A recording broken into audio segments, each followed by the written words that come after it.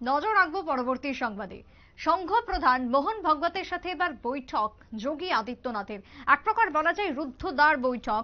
গোরখপুরের বৈঠকের দিকে তাকিয়ে সংঘ পরিবার ও বিজেপি নেতৃত্ব কি হতে চলেছে এই বৈঠকে এবং ঠিক কি নিয়ে আলোচনা জানি এক প্রকার সকলের নজর রয়েছে।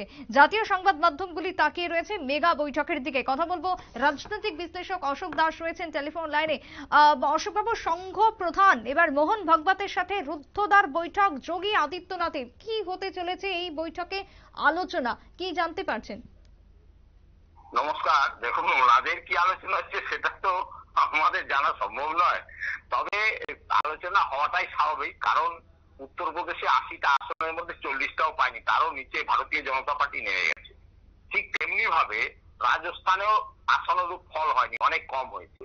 এবং পশ্চিমবঙ্গে যেখানে আশা করা গিয়েছিল যে তারা অর্ধেকের সংখ্যক আসন পাবে, সেখানে মাত্র তারা 42টার মধ্যে 12টা আসন পেয়েছে। এই সমস্ত নিশ্চয়ই এই যে আরএসএস রাষ্ট্রীয় স্বয়ংসেবক সংঘ এবং মোহন ভাগবতজি সংঘ চালক যিনি প্রধান, তো এইটা হচ্ছে ভারতীয় জনতা পার্টির সংগঠনের যদি মেরুদণ্ড বলেন, এই একটা মেরুদণ্ড হচ্ছে ভারতীয় জনতা পার্টির যে সাংগঠনিক মেরুদণ্ড, এটা মেরুদণ্ড। এই মেরুদণ্ড যদি দুর্বল হয়ে যায় বা এই মেরুদণ্ডে যদি কাজ কারবার ঠিক না হয়, তাহলে সেখানে ফলটা, রাজনৈতিক ফলটা বিজেপি কখনো ভালো পায় না। সেই জায়গা থেকে নিশ্চয়ই দুর্বল হয়েছে উত্তরপ্রদেশে, রাজস্থানে এবং পশ্চিমবঙ্গে আরএসএস অতটা শক্তিশালী না হলো। এরা তাদের চিন্তার ভিতরে আছে যে যেখানে সারা ভারতবর্ষের কেরলের মতন জায়গা থেকে তারা 2টো সিট নিয়ে চলে আসতে পারে, তেলেঙ্গানার মতন জায়গায় তারা প্রায় অর্ধেক সিট নিয়ে আসতে পারে। তাই কি এমন ঘটনা ঘটলো যে পশ্চিমবঙ্গে একটা ভালো বাতাবরণ থাকা সত্ত্বেও সেখানে আচরণ ফলন না, যোগীর মতো নেতৃত্ব থাকা সত্ত্বেও উত্তর প্রদেশে ভালো ফলন না? নিশ্চয়ই সেটা নিয়ে তাদের মধ্যে একটা আলোচনা নিশ্চয়ই হবে। যেহেতু দেখুন, আজকে যদি বলেন নরেন্দ্র মোদী এবং অমিত শাহ পরেই যদি কারো স্থান হয় ভারতীয় জনতা পার্টির, তিনি তো যোগী আদিত্যনাথ। তার বয়স অল্প, আগামী দিনে তো এই ভারতীয় জনতা পার্টির যে মুভমেন্ট যেভাবে চলছে, তাহলে যদি নতুন কেউ উঠে না আসে, তাহলে তাকেই তো মুভ করতে হবে আরএসএস কে এবং ভারতীয় জনতা পার্টিকে। সেই জন্যেই এই তাদের বৈঠক, এবং এর মাধ্যমে ভারতীয় জনতা পার্টি এবং আরএসএস এর মধ্যে এমনও হতে পারে ভারতীয় জনতা পার্টি এবং আরএসএস এর মধ্যে একটা সেতু বন্ধনের কাজে যোগীজি করতে পারেন। সেটাও হতে পারে যে ভারতীয় জনতা পার্টির যারা অমিত শাহ এবং নরেন্দ্র মোদীর সঙ্গে মোহন ভাগবতজির সম্পর্কটা সেইভাবে আগের মতো আছে কিনা সেটা বাইরে থেকে বোঝা যায় না। দেখুন, অন্য অন্য সংগঠনে বোঝা যায়, এটা বোঝা, আরএসএস বাইরে এসে হই হই করে ঢাক পিটিয়ে প্রচার মাধ্যমের কাছে কিছু বলে না, সেই জন্য বোঝা যায় না। তো সেই জন্য সেতু বন্ধনের কাজও হতে পারে এবং এইসব আলোচনা তো নিশ্চয়ই হবে। সেইটাই করছেন মোহন ভাগবতজি যোগী আদিত্যনাথের সঙ্গে। তাহলে কি কোথাও কি মনে হয় যে প্রধানমন্ত্রী নরেন্দ্র মোদীকে কোথাও অতিরিক্ত গুরুত্ব দিয়ে দেওয়া হয়েছে, আর যার জন্য যোগী ভক্তরা হয়তো সেভাবে কাজ করেননি বা ঝাঁপে পড়েনি, তার জন্যই হয়তো খারাপ ফলাফল হলো উত্তরপ্রদেশের? এটাও কি কোথাও গিয়ে কারণ হতে পারে? না না, এটা তো কথা উঠেছে। দেখুন, এটা তো দেখুন, সবসময় তো সবকিছু প্রমাণ দেওয়া যায় না। পশ্চিমবঙ্গে যেমন, পশ্চিমবঙ্গে যেটা হয়েছে সেটা যেমন দিলীপ ঘোষ, যিনি এক সময় পশ্চিমবঙ্গের একটা খারাপ অবস্থা থেকে ভারতীয় জনতা পার্টিকে তিনি নিজের কাঁধে নিয়ে একটা জায়গায় পৌঁছেছিলেন, 18টা সিট এনে দিয়েছিলেন।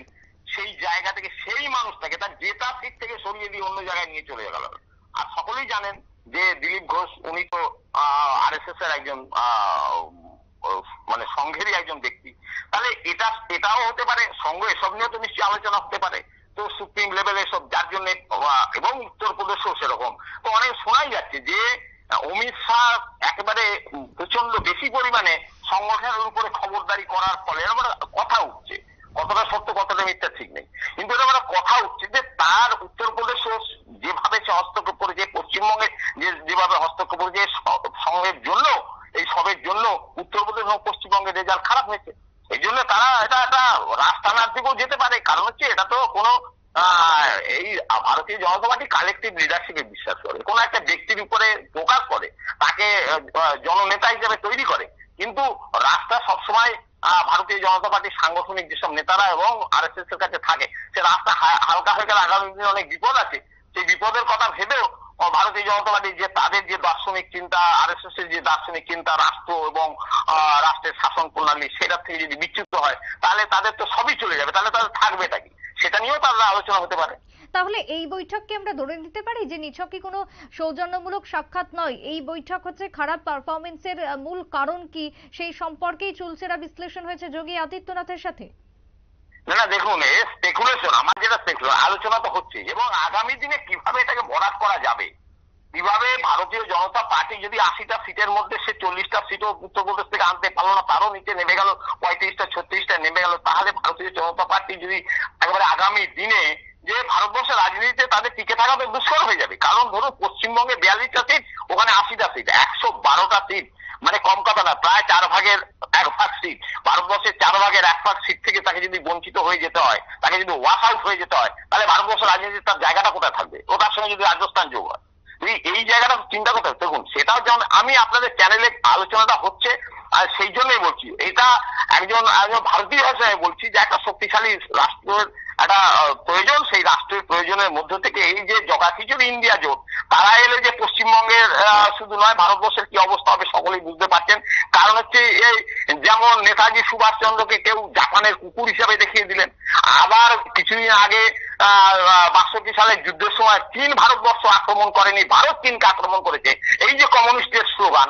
আবার কিছুদিন আগে এই কংগ্রেসের এই ভোটের আগেই এই যে কংগ্রেসের নেতা বলছেন যে না, চীন তো আগ্রাসী নয়, 48,000 বর্গ কিলোমিটার এরিয়া আমাদের দখল করে বসে আছে যে চীন, আমাদের কাশ্মীরের একটা অংশ দখল করে বসে আছে যে চীন, তাকে এইভাবে সার্টিফিকেট দিচ্ছে কংগ্রেসের সর্বস্তরের উচ্চ স্তরের একজন নেতা। তাহলে এরা যে রাষ্ট্র কিভাবে পরিচালনা করবে, একটা রাষ্ট্রকে কিভাবে চিরস্থায়ী অক্ষুণ্ণ তার সমস্ত এরিয়াকে রাখবে, সেটা তো বোধগম্য। সেই জন্য একজন ভারতবাসী হিসেবে আমি এইটুকুন বলতে পারি যে একটা শক্তিশালী রাষ্ট্রকে যেমন বিরোধী দলের দরকার, একটা সরকারের পক্ষে দরকার, তো সরকার পক্ষটা যখন এখন আছে ভারতীয় জনতা পার্টি, তখন সেই সরকার পক্ষের মধ্যে যদি দুই রকম একটা আভ্যন্তরীণ কলহ সৃষ্টি হয় এবং এ যদি তার শক্তি দুর্বল হয়ে যায়, তাহলে ভারত রাষ্ট্রের পক্ষে একটা খুব খারাপ দিন। কিন্তু এর সঙ্গে একটাও মেলাতে হবে, তারা যে থিওরিতে আরএসএস এবং ভারতীয় জনতা পার্টি চলছে, এই থিওরিতেও সবসময় সফলতা আসতে নাও পারে।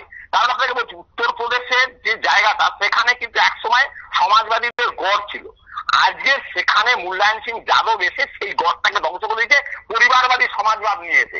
কিন্তু সেই মানুষগুলো এখনো অনেকে বসে আছে রাজনীতি। আমার সঙ্গে অনেক এইসব বিষয়ে যখন আলোচনা হয় তখন বলেন, দেখুন অনেক মানুষ তারা বসে আছেন, যারা সেকেন্ড র্যাঙ্ক ক্যাটাগরি, তারা বসে আছেন। কিন্তু সেইগুলোকে ভারতীয় জনতা পার্টিকে সেইগুলোকে তাদের হয়ে কাজ করার প্রয়োজন নিয়ে আসতে হবে। কারণ হচ্ছে ভারতীয় জনতা পার্টির দর্শনই সকলে বিশ্বাস করবে এমন তো কোনো কথা নেই, তারা একটা বাফার হিসাবে কাউকে নিয়ে আসতে হবে।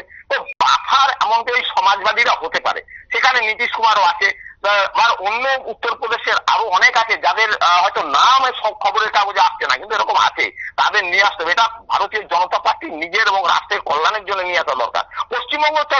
পশ্চিমবঙ্গে তারা যদি শুধু ভাবে যে আমরা একাই 100 হবে না, কারণ এখানেও ঠিকভাবে সেইভাবে বাফার হিসাবে এখানেও একসময় সমাজবাদীদের গড় ছিল। 1977 সালে এখানে অপোজিশনে কাশীকান্ত মৈত্র নেতা ছিলেন, কাশীকান্ত মৈত্র একজন সমগ্র ছিলেন, যিনি প্রথম নেতাজি সুভাষচন্দ্রের সংসদ হলে নেতাজি সুভাষচন্দ্রের ফটোটা সেখানে উন্মোচন করেছিলেন। জনতা পার্টির শাসনে আর কেউ কিন্তু করেনি, কংগ্রেসেরা কিন্তু করেনি। পরবর্তীকালে নরেন্দ্র মোদীজি ইন্ডিয়া গেটে তার ফটো, তার স্ট্যাচু লাগিয়েছেন, খুব আনন্দের কথা।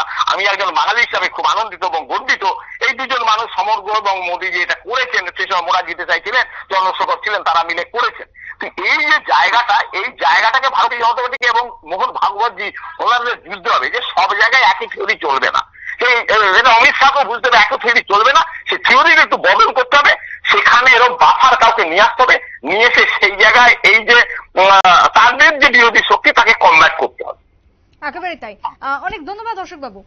আমরা কথা বলছিলাম রাজনৈতিক বিশ্লেষক অশোক দাসের সাথে। তবে এই যে উত্তরপ্রদেশের কে কেন্দ্র করে, উত্তরপ্রদেশের খারাপ ফলাফলকে কেন্দ্র করে যোগী আদিত্যনাথের সাথে যে বৈঠক মোহন ভাগবতের, সেই বৈঠকের দিকে এক প্রকার নজর রয়েছে সকলের। এবং এই বৈঠক নিছকই সৌজন্যমূলক সাক্ষাৎ নয়, এই বৈঠক থেকে উঠে আসতে পারে একাধিক সূত্র এবং একাধিক মন্তব্য উঠে আসছে রাজনৈতিক বিশ্লেষকদের। হয়তো খারাপ ফলাফলের কারণ খোঁজার জন্য এই বৈঠক, এমনটাই মনে করছেন অধিকাংশ মহল। ছোট্ট একটা বিরতির পর ফিরবো, সঙ্গে থাকুন।